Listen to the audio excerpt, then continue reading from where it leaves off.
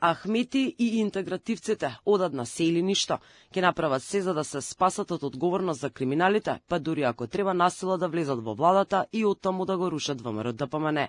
Сценарио слично на тоа од 2008 и 2017. Тоа предвидува со сите средства, па ако треба и со хаос, освојување на двете клучни места за албанците, Чаир и Гостивар. Со победа таму, мисля дека ќе ја докажат тезата што и сега ја продаваат, дека мнозинството албанци не се застапени во власта. Потоа со помош на странците би извршиле притисок врз премиерот Мицкоски да ги земени во владата, а оттаму би ровареле против ВМРО-ДПМН за наследните избори го земат својот привезок СДСМ и со нив да прават влада. Сценарио веќе видено во минатото. И сега повторно имаат помош од социјалдемократите, исто како што има и во претходната власт на ВМРО-ДПМН во 2008.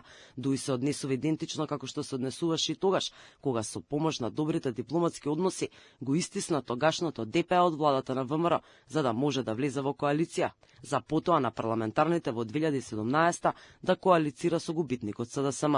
Дел од политичките аналитичари во однесувањето на Дуи месеци наназад препознаваат обид за влез на тројански конј во владата. СДСМ гледаме дека практично се откажа од избори дури и во Струмица, па и во Центар.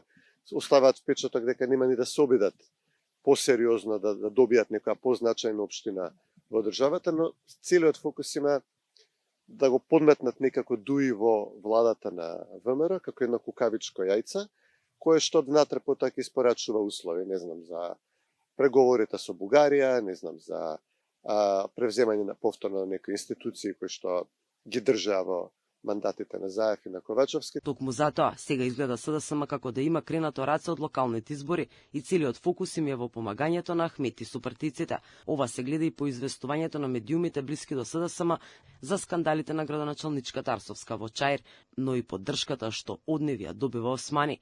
Тоа е и улогата на политичкото салто што го направи Таравари, напуштајќи ја вреди за да го добие Гостивар со поддршка на Дуи.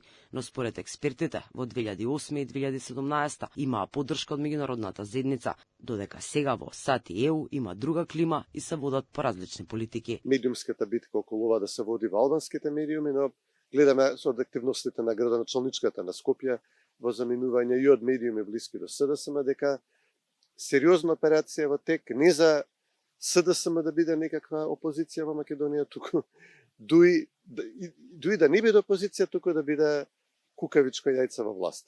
Чилиманов подсетува дека за време на владата на СДСМ и Дуи, главниот збор го има интегративците кои кроја политики за идентитетот на македонците, а во исто време ниту еден од нив не беше обвинет за корупција и покрај многобројните скандали. Премиерот Мицкоски пред некој ден го предвиде црното сценарио и рече дека Дуи по никоја цена нема да влезе во владата.